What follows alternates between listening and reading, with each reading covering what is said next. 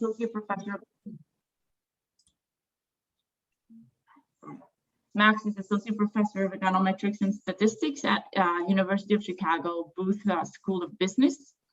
And Inge is an Assistant Professor at the School of Economics and Management at Tsinghua University. They both work on econometrics, mathematical statistics, with some focus on non-parametrics. And lately, they've been doing very interesting work at the intersection of machine learning and econometrics.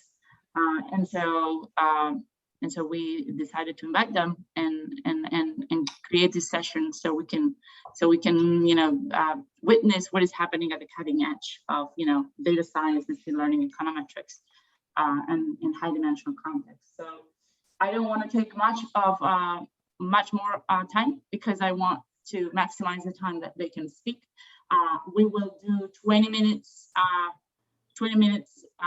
each presentation, and that should leave about 15 to 20 minutes left for Q&A after the presentations. I will coordinate questions. If you have questions, you can feel free to start putting them in the chat. I'll try not to interrupt the speakers because it can be a little awkward in Zoom to do that because there is no way for me to signal with body language that they should be interrupted. If it's something pressing, I can interrupt, but other than that, let's plan on having questions at the end. Alphabetical. Max, you want to go first? Sure, I'm happy to. Okay, yeah, thank you for that introduction.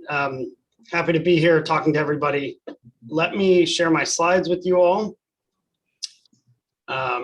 Okay, yeah, 20 minutes of uninterrupted talking. So this is a very unusual seminar for an econometrician.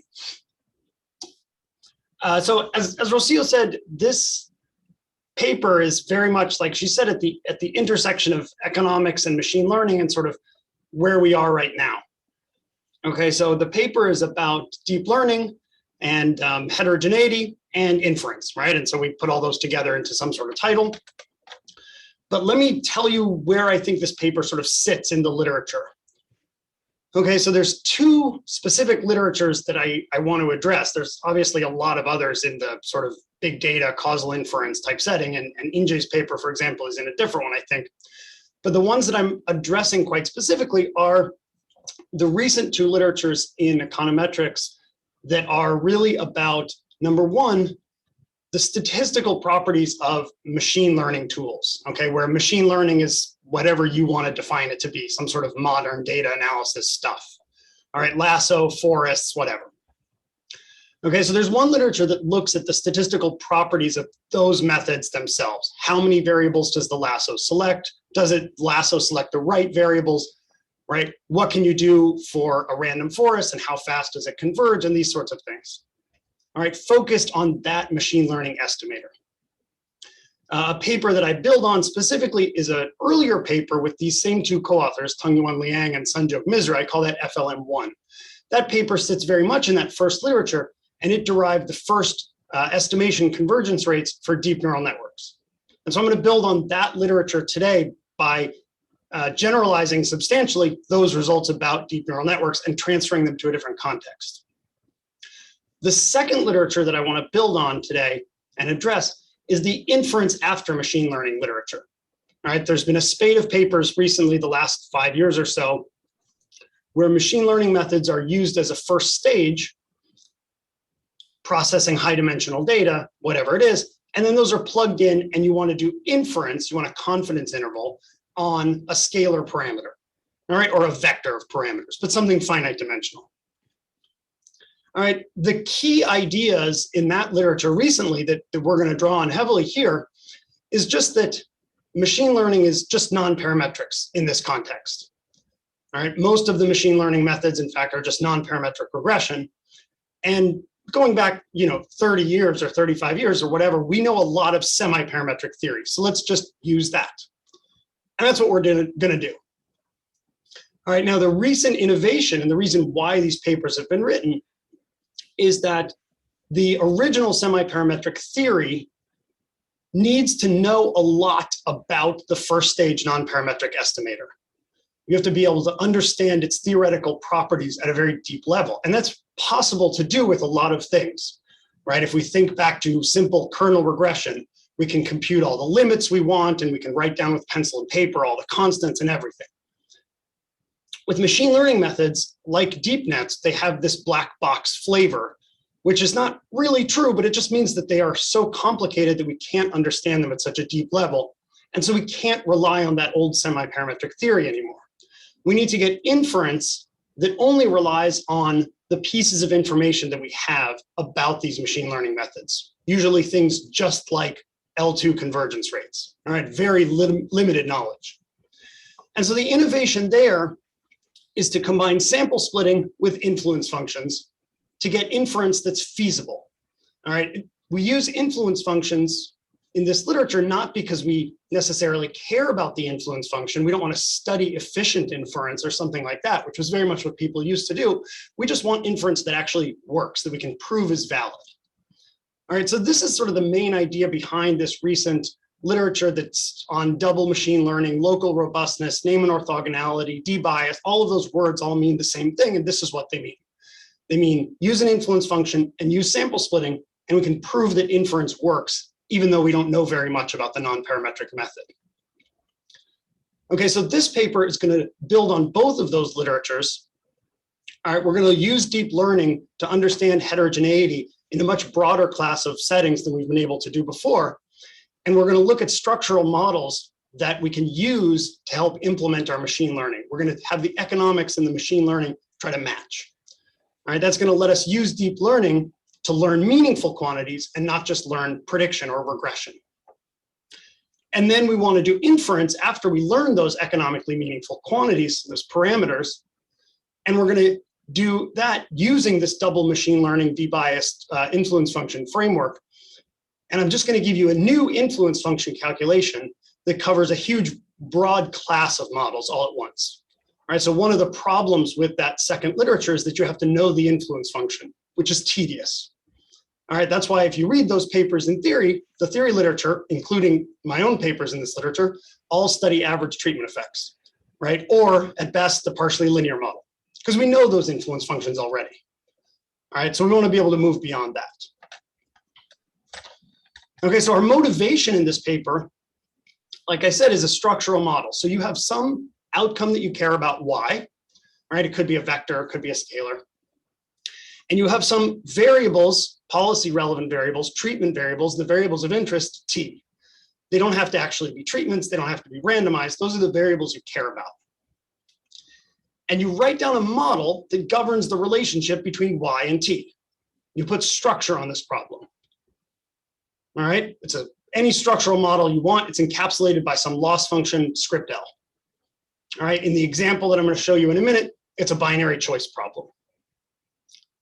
All right, that model has parameters theta. All right, now this is an economic structural model, which is great because the parameters make sense to us as economists. They are price effects or elasticities, and we know how to use those parameters to compute interesting things like consumer surplus or willingness to pay. Right? All of these are drawn from my example. All right, so we understand the model, we understand its parameters, and we understand how to use those parameters for policy and decision making. So all of those are pluses.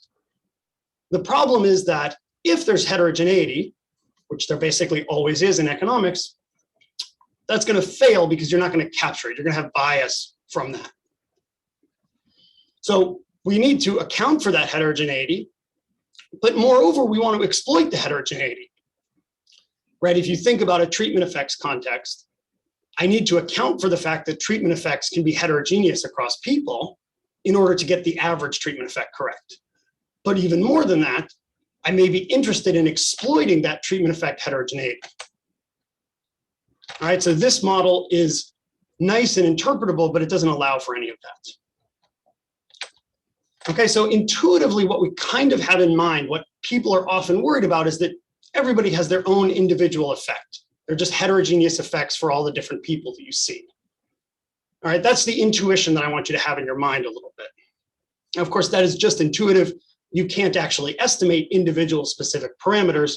And even if you could, it's not clear that those would be very useful, right? You're not going to see person I again, so who cares? Okay, but that's intuitively what we're worried about.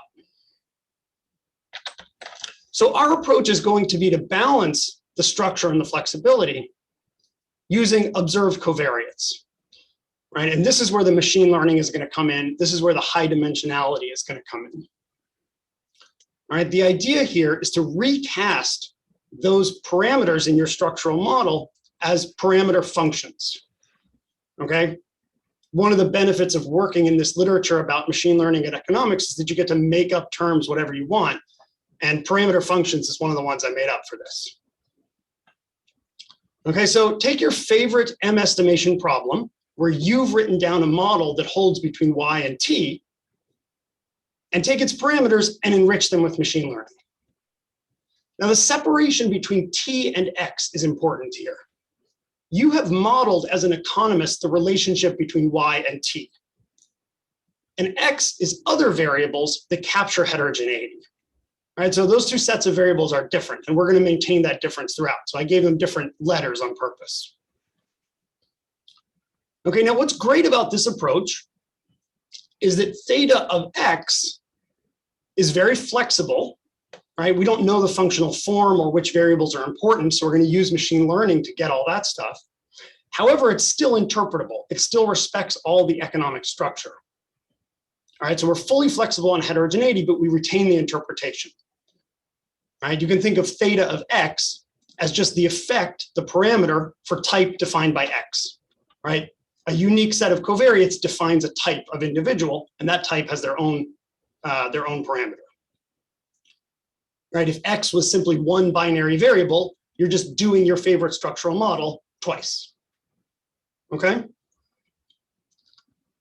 Relative to the rest of the machine learning literature, this is also nice because these theta of X functions are not prediction functions necessarily. They're not regression functions. They're meaningful objects. Okay? And that's going to be a difference. We're going to use machine learning not to do non-parametric regression. Right? I think a nice special case to illustrate these ideas is if the model is just encapsulated by a conditional mean restriction. All right, so you have some function G that you know, like a logit, if it's a binary choice problem, and you've written down a linear model between Y and X, all right, with this link. If you want to get rid of the function G and just call it a straight linear model, fine. Okay, so you've written down a linear model between Y and T. It has coefficients. It has an intercept alpha and a slope beta. All right, what I'm going to do is, as shown on the slides in green, right, is I'm going to take alpha and beta and enrich those to be coefficient functions, parameter functions. Okay, if you compare that to the classical model, right, which is just alpha plus beta t, right, they're both equally interpretable and structured and meaningful, but the classical model has no heterogeneity. But I also want to contrast it with sort of the unstructured, naive machine learning approach. Okay, so in my empirical application, Y is binary. It's a binary choice problem. How do you approach that as a naive machine learning person? Well, you know that you have Y that's binary, and you have a bunch of data in X and T. You throw that into your favorite classifier, random forest, whatever it is, and you get good predictions because machine learning is good at that, or whatever, that's your logic. All right, the problem there is that you've lost all the structure and you've lost all the interpretability. So your model's not going to make sense. You're not going to be able to recover interesting things later that you care about, interesting summary statistics, right? Like consumer surplus. You can't target the heterogeneity. And just from a statistical point of view, your convergence rates are going to be really slow. They're going to depend on the dimension of X plus the dimension of T, right? Which is going to kill you, even for machine learning methods. Okay, so I want to think of my model as an enriched version of this classical model rather than a restriction on the fully non-parametric naive approach. All right, it's better to always think of taking a structural model and enriching it because you as the economist have written down the structure and we want to maintain that.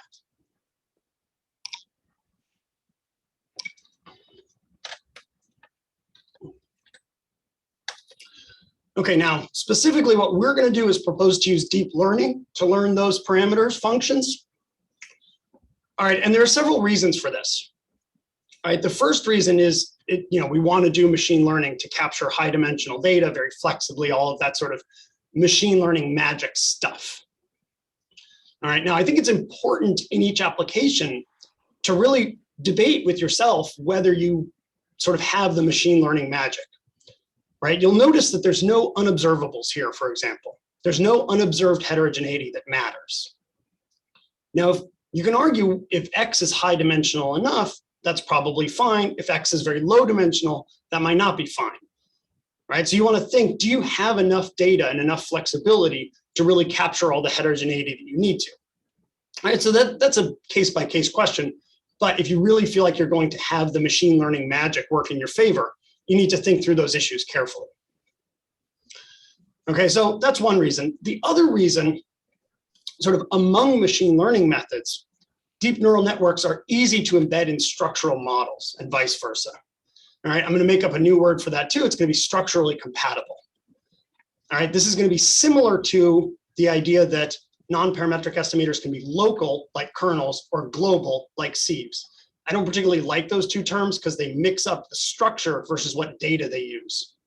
Right? Sieve estimators can use local data even though they have global smoothing structure. All right, so I made up a new one, structurally compatible, and you'll see that in a picture.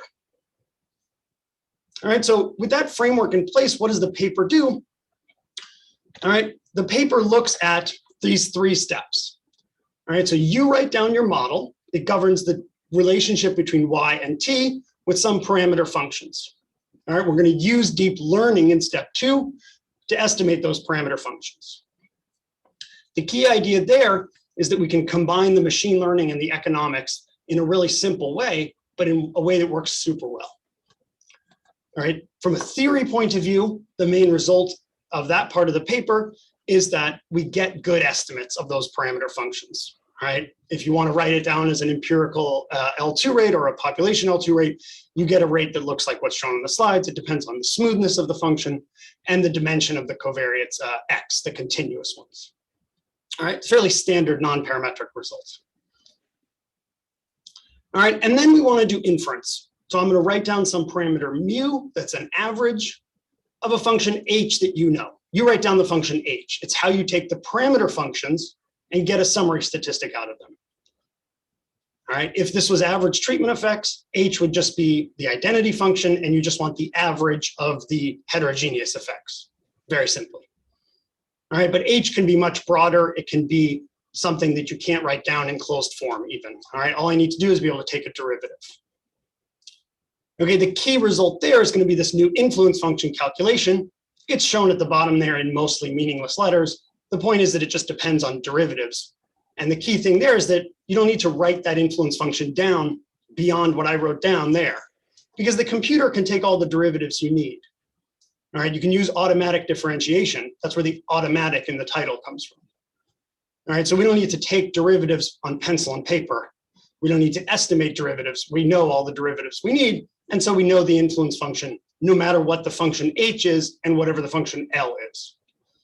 All right, so as soon as you write down your economic model in step 1 and your parameter of interest in step 3, you can do inference, all right, without any additional calculations on your part. All right, and that's nice.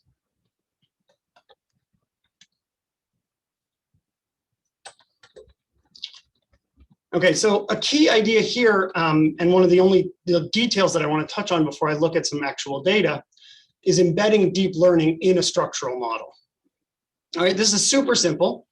All right, the other great thing about machine learning papers is you get to make pretty pictures, and here's one of my pretty pictures.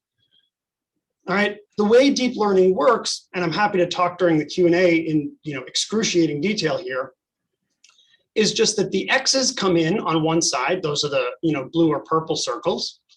All right, they're fed through a bunch of compositional layers doing simple transformations that you estimate. So every arrow is estimated. All right, and through all those transformations, those hidden layers, you get something very flexible in the end.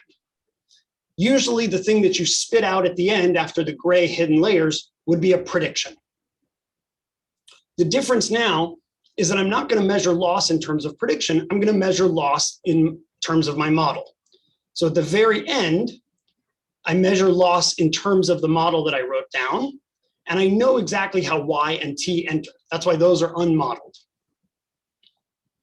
And then in the second to last layer, I force all the x's to go through parameter functions. All right, and that way the deep learning learns parameter functions and measures the loss in terms of the parameters. All right, so it's a very simple new architectural idea for how to do deep learning, how to do machine learning, and combine it with economics. Okay, if it helps build intuition, let's go back to the special case of a conditional mean restriction, where the ultimate loss is still regression loss. I'm still going to enforce the structure. I'm going to learn the slope and intercept functions, alpha and beta, using my deep neural network instead of learning good predictions. All right, because I don't want to predict why.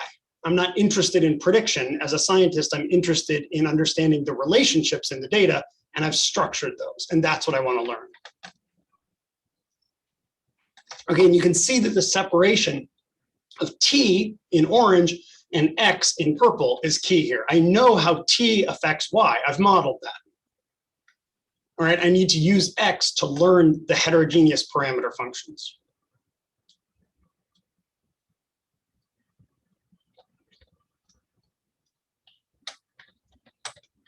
Okay, so the big picture point here is that when you're doing machine learning and economics, basically the way we've been doing that is to throw all the economics in the garbage and maybe bring it back later, right? Machine learning is optimal for prediction, so let's turn every problem into a prediction problem. That's the logic. I think that's stupid logic, right? We want to actually just learn the functions that we care about, right? And imposing that not only makes sense, it actually helps when you do it. It regularizes your data toward economic principles. All right, you'll find things like price effects that are negative or price effects that are positive happen much more or less often, depending on how much structure you've modeled into the problem. All right, so that can be important for getting reliable results. All right, now deep neural networks are an ideal method because the trick I just showed you of setting up the architecture this way is super easy to do. Once I've shown you that picture, it's really easy, right? You don't even really need special code to do it. All right, so it's structurally compatible. That's what that means. I can easily put the structure into the problem. If you think about something like a random forest, right? If the way random forests split all the nodes of all the trees is based on local regression loss. So building structure in at every single node is very difficult, and it won't enforce global structure anyway. So we need a modern method. We need something that's structurally compatible, right? Splines are structurally compatible, right? I don't like to call them global or local because they're kind of both. Splines are structurally compatible, but if you have more than 3 X's, you can't really do a spline anyway. Okay. The other nice thing about deep neural networks, in contrast to other non-parametric methods, is that discrete variables are handled seamlessly. You just put them in at the beginning, right? We usually handle discrete variables by doing them bucket by bucket and averaging over later, which is super cumbersome. All right, so it's nice to be able to just throw everything in and still get what you want to get out of it.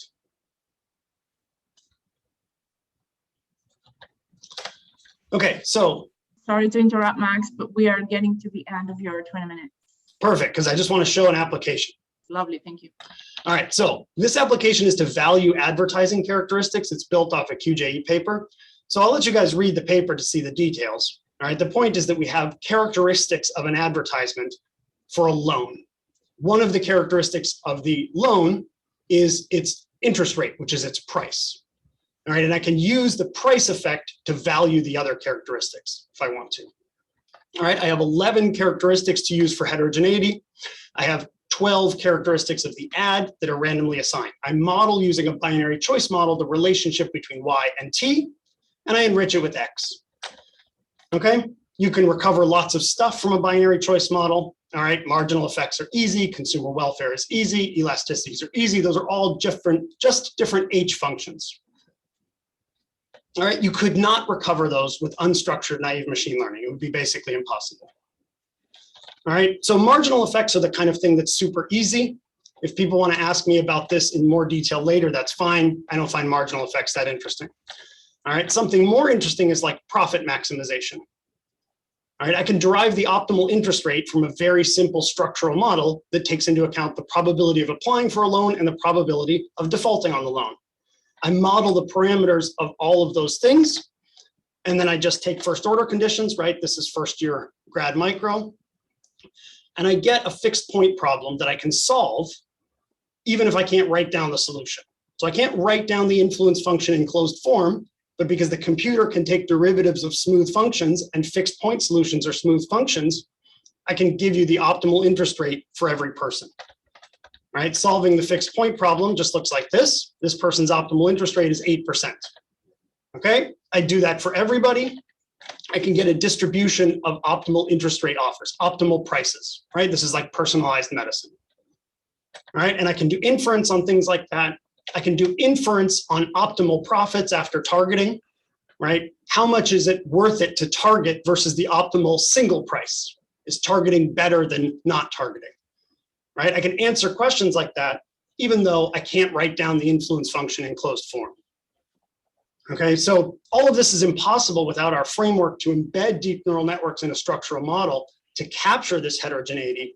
And then it's also impossible to do this without our inference piece also, right, to give you that valid inference without writing down the influence function, because I can take it to data without writing it down on pencil and paper. All right, so sure enough, you get an incremental 5.7% in expected profits if you target rather than the best single price. All right, best single interest rate. All right, so you can find super interesting, economically meaningful conclusions that would have been essentially impossible to find otherwise. Okay, so I'm going to close there and just say, I put the word automatic in the title. Obviously, there's a long way to go, and there's a lot of literatures in statistics, computer science, and optimization that I've completely swept under the rug here, but which have very important issues about how to actually do this, what kind of regularization, how to set things up. All of those are sort of big open questions that we are currently working on. All right, so we have a lot of framework in place. We are still a long way from having a stata command that you type in and press enter and you're done. All right, so we're getting there, but we're a long ways away. Okay, so I will stop there and turn it over to Inge. Thank you, Max. Thanks everybody for sticking with us for 20 minutes if it's early or late for you. Inge, the floor is yours.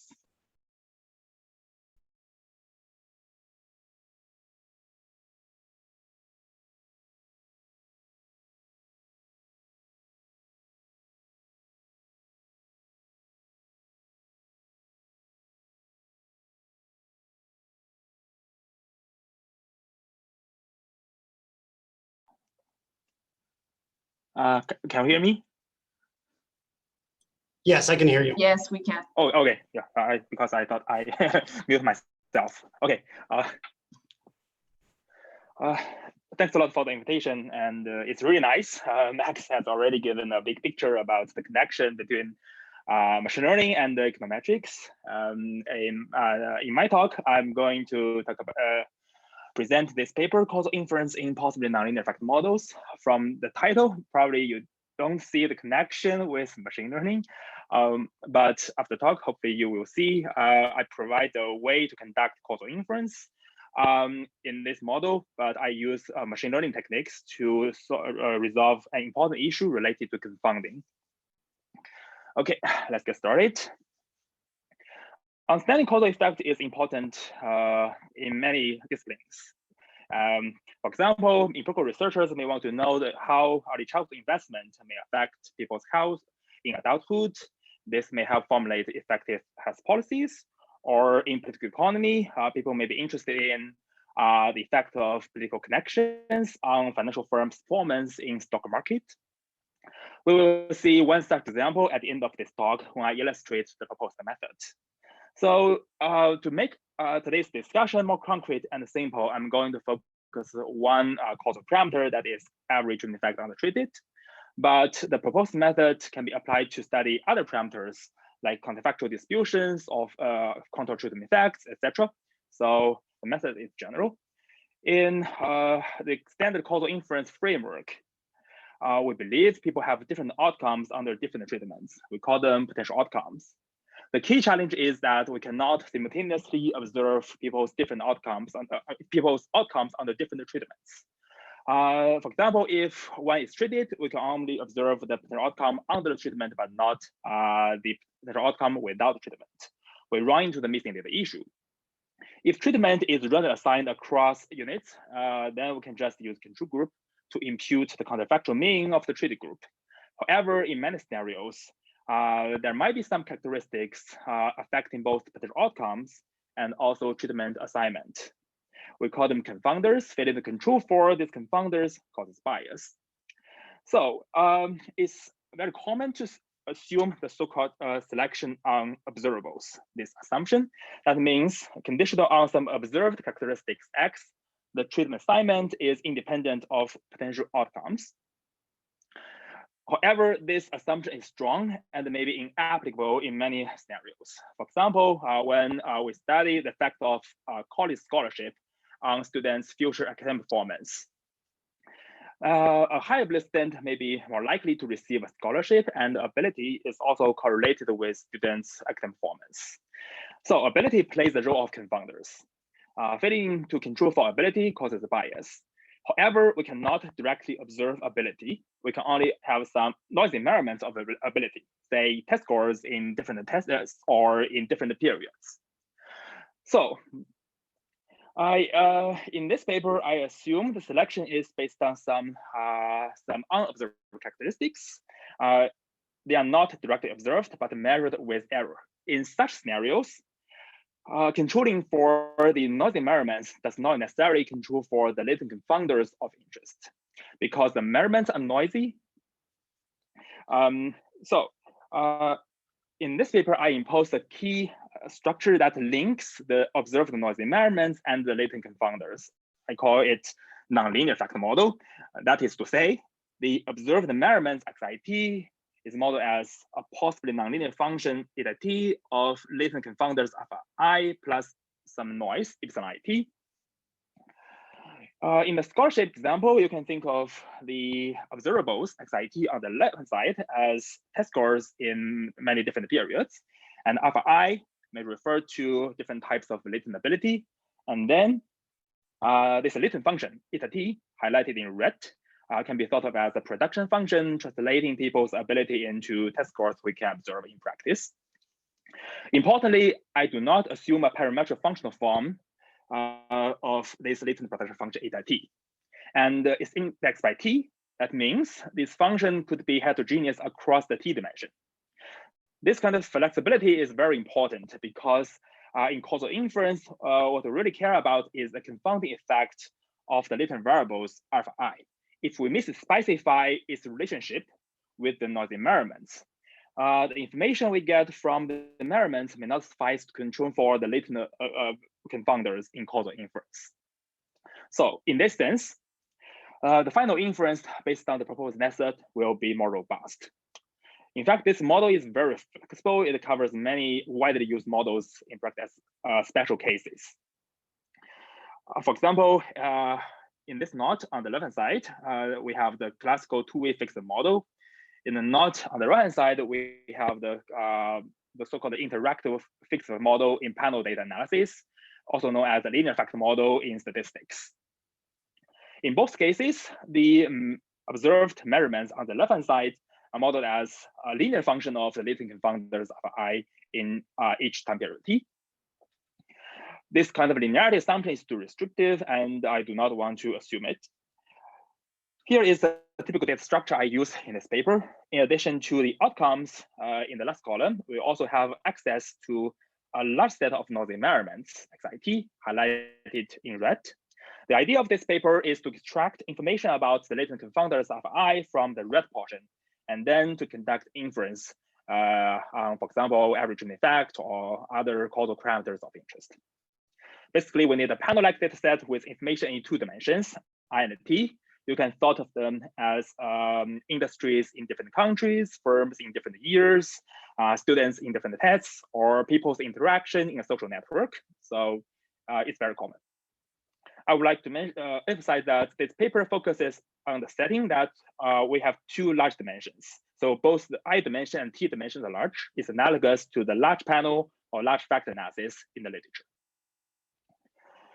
The proposed method builds on several novel theoretical results. In the first step, I search for k-nearest neighbors of each unit, and I precisely characterize their distance in terms of the latent confounders. And then I apply principal component analysis to the resulting k-nearest neighbors. So in this paper, I would like to call it local principal component analysis because it's conducted locally for the nearest neighbors of each individual. After the local PCA, we get some information about latent variables given by the nearest neighbors and the local principal components. It can be readily used as input to local regressions. We can estimate, for example, conditional expectation function of potential outcomes or promise scores. Finally, I construct valid inference procedures based on robust estimators. So this paper provides a new method for causal inference with North American founders. It has several main features or main advantages from my perspective. So first, the final inference based on the proposed method is more robust because, as I said, I do not assume a parametric functional form on the relationship between the observed measurements and unobserved confounders. And the second, k-nearest neighbors matching plus PCA is what I call the local PCA. It can be viewed as a convenient dimension reduction technique. Nowadays, high dimensional data becomes more and more common. In my context, it's just like we have many noisy environments. This technique can be used to extract low dimensional information about latent variables from the high dimensional measurements. And I do not really require all measurements to be informative about the latent variables. In fact, we only need a subset of the measurements to be informative, and this local PCA technique automatically aggregates information. And third, the local PCA can also be viewed as a useful pre-processing technique. As I said, the extract information is given by the nearest neighbors and the local principal components. They can be readily used as input to many non-parametric estimation procedures. In my context, I applied it to estimate conditional expectation of potential outcomes or scores because they are important for causal inference purpose. But if you have other type of econometrics problems and you want to control for the latent variables and you have some measurements, then this kind of pre-processing techniques will also be useful. Finally, the proposed method is not hard to be implemented. We have an efficient way to implement a local PCA, and the main tuning parameter is k, the number of nearest neighbors. In this paper, I proposed two methods to select the tuning parameter k. One is cross-validation, and the other one is a direct plugin rule. Both try to minimize the prediction error in the third step when we run this local regression to estimate the conditional expectation functions. From a theoretical perspective, under mild conditions, such choices can be used to construct valid inference procedures. Okay, this paper contributes to several strands of literature, including causal inference and the programming evaluation, and the large panel and factor analysis. It's also related to large literature on manifold learning in statistics and machine learning. As we will see in just a minute, the so-called nonlinear factor structure can be viewed as a low-dimensional subspace embedded in a high-dimensional space. This is what they call the manifold. The purpose of this literature is trying to recover this manifold itself for classification purpose. But in my paper, I would like to just extract information about the latent variables from this low-dimensional latent subspace and then use it for causal inference purpose. This method can be applied to many different areas. For example, in control design, maybe there is a treatment that happens at some point in time. We are interested in, for example, average treatment effect on the treated in some post-treatment period.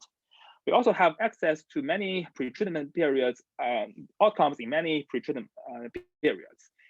They can be used as the so-called noisy environments in my context. Okay, next, I would like to give you an overview of the whole estimation procedure. I will walk you through this roadmap. For simplicity, as I said, we're going to focus on estimating average treatment effect on the treated. For the treated group, the potential outcome under treatment Y1 is observable. So the first term can be easily estimated. We can just focus on the second term. I put it on the far right of this roadmap. That is our destination. If the latent variables alpha were observable, we have many standard methods. For example, we can first estimate the conditional expectation function of potential outcome Y0 given alpha, and then just take the average across all the treated units. It suffices to recover the second term. Alternatively, we can estimate the conditional probability of treatment, also known as probability score, and then use probability score to reweight observations, thus resolving the confounding issue. We can also combine the two methods together to construct the so-called double robust estimator. However, the latent variable alpha cannot be observed. The problem becomes how we can extract information about the latent variable alpha from the observed noise environments X. They are linked through this possible nonlinear factor structure. Before we start the journey, it's very important for us to have to understand what the factor structure really means. In this graph, on the left-hand side, we have an artificial data set with two measurements, X1 and X2, say two test scores. And there is only one latent variable, alpha I. The nonlinear factor structure in this case reduces to a linear factor structure. It's just a fixed model. It implies that all data units in this graph live on a linear straight line up to some noise. So we have two measurements, so it's a two-dimensional data, but the underlying structure is simpler. It's a one-dimensional straight line if we ignore the noise. The idea is the same on the right-hand side. In this case, we have three measurements and two latent variables, alpha 1 and alpha 2. The nonlinear factor model reduces to the linear factor model, also known as interactive fixed model, fixed effect model in panel analysis. It implies that all data units in this graph live on this linear plane up to some noise. Again, dimensionality is reduced. We have three-dimensional data, X1 up to X3, but all units live on a two-dimensional plane up to some noise. However, this kind of linearity assumption is too strong. In practice, probably we have a data set that looks like this. We still have three measurements, but all data units live on this nonlinear surface up to some noise. This nonlinear surface is generated by two latent variables and a nonlinear production function eta t. Of course, this nonlinear function is not unknown to us. We can imagine when you have many measurements and a few latent variables, we're going to have a low dimensional subspace, nonlinear surface, embedded in a high dimensional space. Now let's focus on the first arrow from X to alpha. That is how to extract information about the latent variables from the observed noise environments X. In the graph, we just focus on one unit, say unit I, highlighted in red, and we search for its continuous neighbors, which form a local neighborhood given by this circle. K refers to the number of its neighbors. It's the main tuning parameter. What we need to show is that the resulting k-ness neighbors are truly close in terms of the latent variables. Of course, if we do not impose any condition on this low dimensional surface, this latent structure, this will not be true. The key requirement is that the differences in latent variables can be revealed in many dimensions. In other words, in many measurements. This is intuitive. For example, a high ability student and a low ability student may perform similarly in a few tests, but in the long run, their systematic difference can be revealed. Another thing I would like to emphasize is that this approximate equality highlighted in red should be understood in a proper sense. I'm not really searching for a unit J that is close to unit I in all dimensions. That's almost impossible because we have high dimensional data, many measurements. But more importantly, that's not what we care about. What we care about is the confounding effect of the latent variables alpha. So in this estimation procedure, I choose the distance metric so that the impact of the measurement error, the noise, can be ignored in large samples. And the information is aggregated across all the measurements. And I need to translate the distance of nearest neighbors in terms of the observables X into the distance in terms of the latent variables alpha. You can think of this step as the indirect matching on the latent variable alpha. After this step, we obtain a set of these neighbors denoted by Ni. Next, we further approximate this nonlinear surface by a linear plane locally at this unit I. Mathematically speaking, this amounts to approximating this nonlinear function in the nonlinear factor model by a linear combination of basis functions of latent variables alpha j.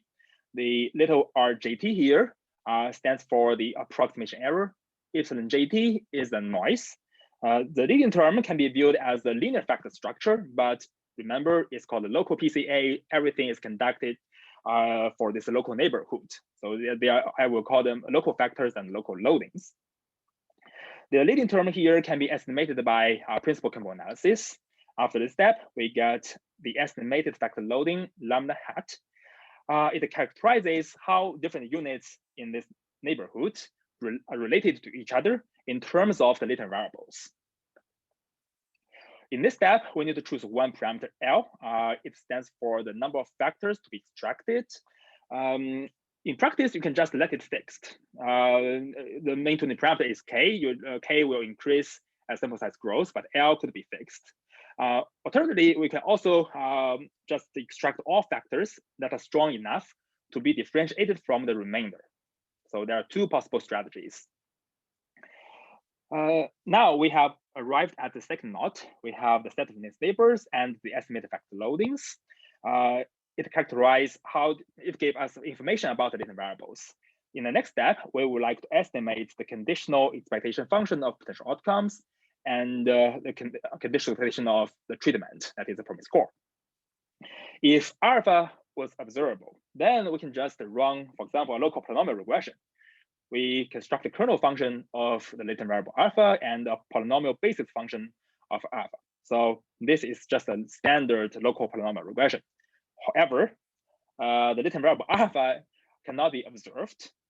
A very nice thing of the proposed method is that once we get extract information from local PCA, such information can be readily used as input to this kind of kernel-based estimation procedure. For example, we can replace the kernel function here by an indicator function for the nearest neighbor, set of nearest neighbors for unit I. And we can replace this polynomial basis function by the estimated factor loading. They are not exact same, but the factor loading here plays the same role of the basis function that provides further approximation power in the regression analysis.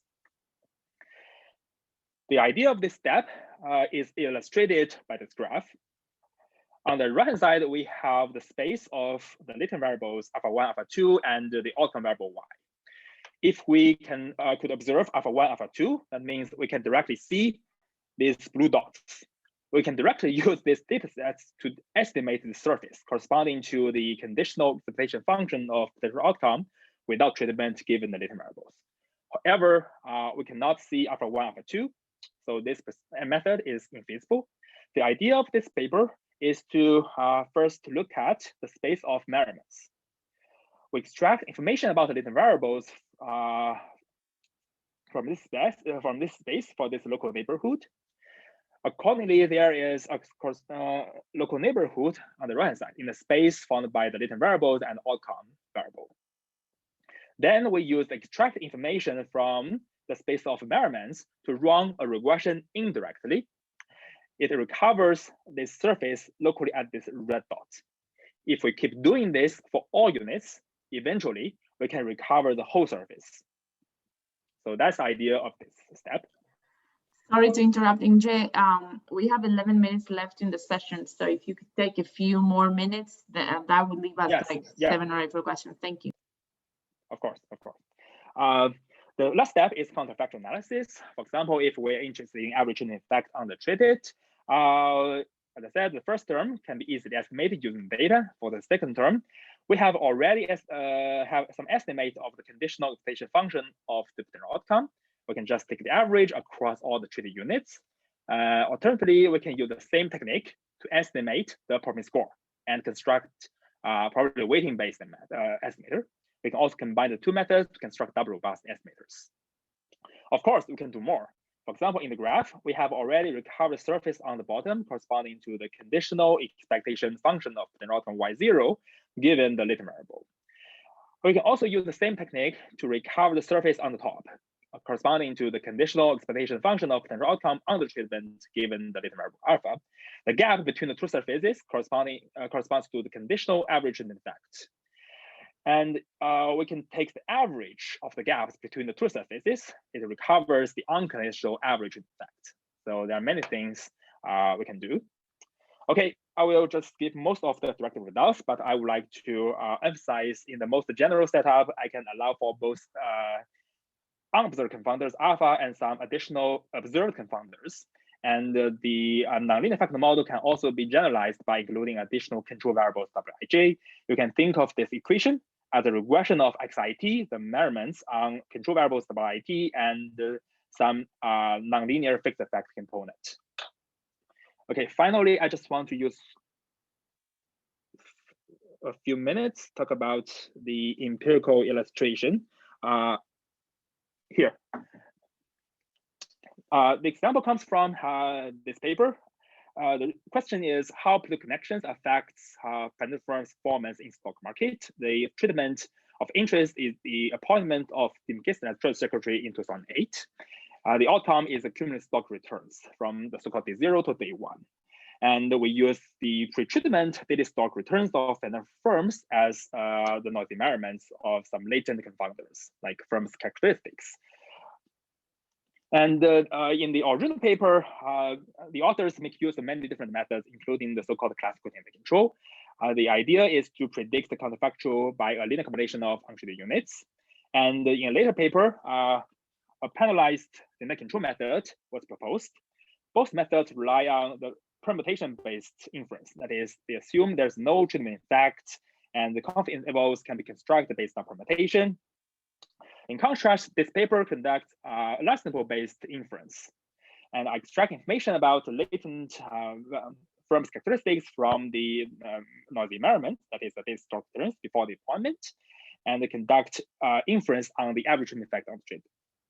I vary this choice of the tuning parameter k in a relatively large range, and also use the proposed direct and plug-in rule to choose the parameter k. You can see that the results are significant. But compared with the other two papers, the magnitude of the estimates is larger. Okay, I think I will just stop here, just to wrap up.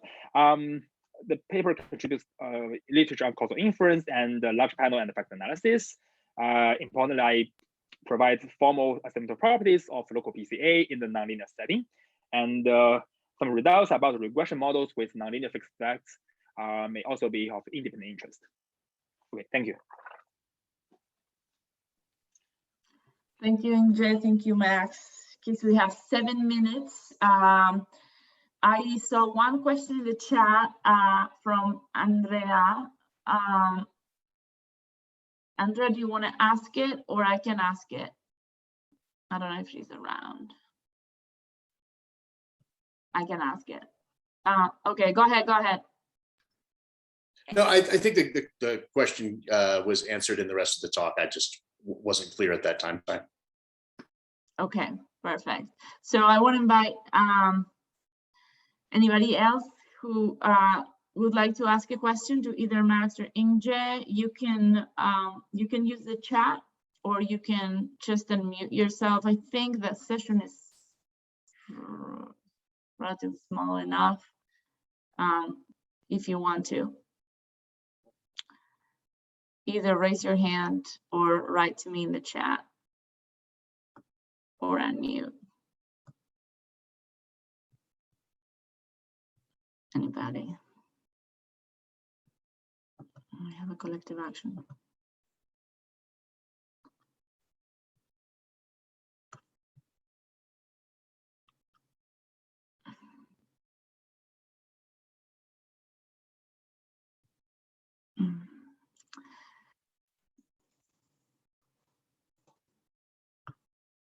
Andres.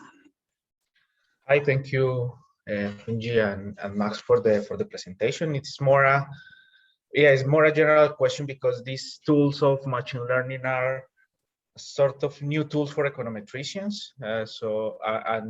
And the evolution of this in the last in the recent times has been huge. How the econometrician had adapted this for different context, not only for forecasting, but also for causal inference, as you were presenting here. So I wanted to know what are the urgent developments that economics economics needs from these tools in order to improve the current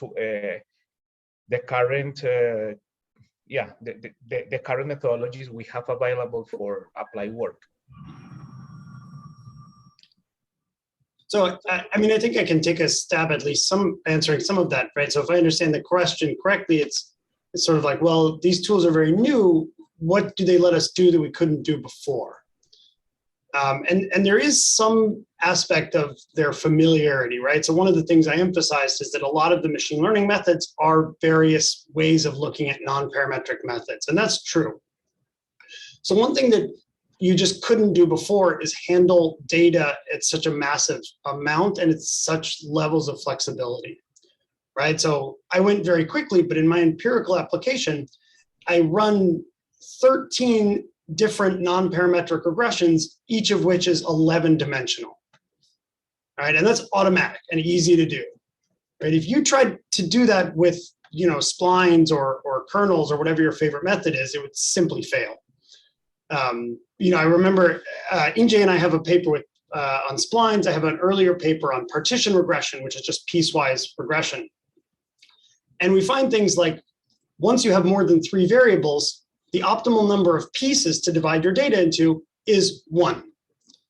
Right? So the optimal spline, the optimal linear spline in 3 dimensions is ordinarily squares, right? Because you just can't really feasibly do it. So one thing that's nice, sort of the machine learning magic, and we really don't have theory for this right now, is that you can do much more than that. So it opens up the door to these much more interesting, bigger applications where you can process more rich heterogeneity. So you do have that advantage that you didn't have before. That's at least one thing. And I think in my context, as I said, you can think of the PCA, this very particular machine learning method, as a way to reduce the dimensionality. Maybe you have a high dimensional data, and it provides a convenient way to extract a load of information and combine it with more classical econometric methods. So I think that is one of the main values. And you still maintain the flexibility between the measurements and the confounders. So this may be the answer in my context.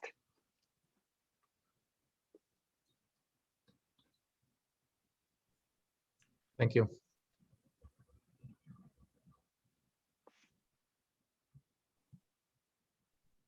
We might have time for like a super fast, quick question. If anybody wants to, jump in. Otherwise, I assume both Inge and Max will be happy to receive your questions offline after the session is done. I think that the conference has even some features for you to chat, members that are registered. And I have a super quick question. What advice can you give to students who want to use these methods? Okay, if you're a grad student and you want to use this for your dissertation, what do you do? So I think there's 2 things there. One, whether you want to use it to study in theory, which is probably not what you're asking, but if you're asking how do you use this better in applied work, I think one thing to be careful of is just using machine learning because it's there and it's new and it's fancy and sexy or whatever. Like, I wouldn't do that, right? I would pay attention to the application that you have, the substantive question that you're interested in, and find a methodology that's a good match for that. Right? If you're trying to extract heterogeneity and you have rich data, maybe use some machine learning methods, right? If you have a simple like regression discontinuity, that's a very low dimensional small problem. There's no need to do anything fancy there, right? So make sure that your methods match what you're trying to do, right? There's no sense in just doing it just because you can. So the other thing I would say to do is to try to connect with somebody possibly even outside economics that's more of an expert than you are, right? Trying to learn these things on your own can be difficult and you may make sort of rookie mistakes. And so make sure to run things past people that are, they're more knowledgeable. The other thing I would do is do sanity checks. So one thing that we do is, take a small problem and do a simple routine for it. Make sure that when you tackle the more complicated problem, your answer still makes sense, right? So that's something we do a lot in our implementations. Thank you. I see one more question in the chat. Sorry about machine Do learning you and recommend Python. using Python or any other language? Python and R both work quite well for most everything. Yeah. So it depends on who your target audience is and what else you have in terms of resources. I don't think it matters that much between those two, but I would recommend one of those two. Inge, do you have any last second thoughts? No, I totally agree with Max's point, and I think Max talk just to give a very good example in the first in the instruction section. For students, maybe it's very important for them to differentiate more fundamental concepts like what is the parameters of interest, what is the estimates, what is the estimators, and you should understand and apply machine learning techniques on the basis of understanding all those fundamental things. Like in Max talk, there is a structural model, you have some parameters of interest, and you would like to allow for some heterogeneity, and the machine learning helps you resolve this issue, that issue. So I think I totally agree with that point. Amen. Yes, this is great advice. Thank you. Also, I encourage everybody to reach out to Max and Inge offline by email or using the chat function in the conference. Go download their papers from archives from the respective journals in their CVs and web pages. And thank you so much for your presentations, your amazing presentations, Inge and Max. This was fabulous, fabulous session. Thanks everybody for listening.